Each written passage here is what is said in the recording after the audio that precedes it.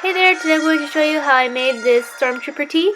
The materials that you will need for this project include a plain white t-shirt, a Stormtrooper stencil, black paint, a paintbrush, a cutting tool, and a piece of cardboard.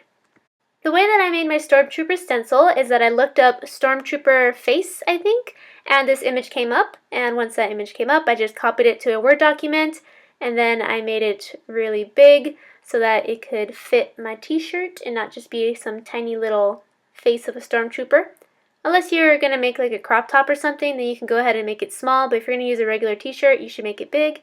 And then I just printed out this image, and after it was finished printing, I grabbed my Exacto knife and cut out all the black pieces. And you can barely tell, but this is how it came out after I cut out all the black pieces.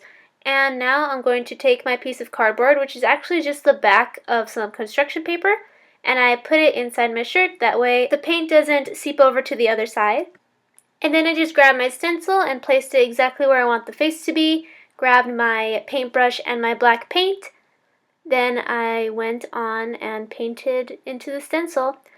What I like to do is hold down the sides and actually paint on the sides first. That way I make sure that none of the paint goes under the stencil, because if the paint goes under the stencil, it's going to actually look really ugly. So what I would suggest is that you focus on working on the sides first, and then you can go back and fill in the middle afterwards, because that's easy. You don't have to worry about holding the stencil down too much.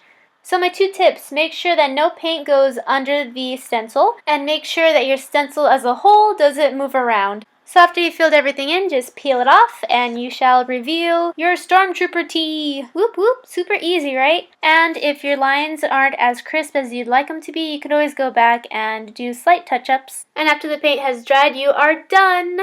May the Force be with you. Don't forget to subscribe and give this video a thumbs up. And I will see you next time. Bye!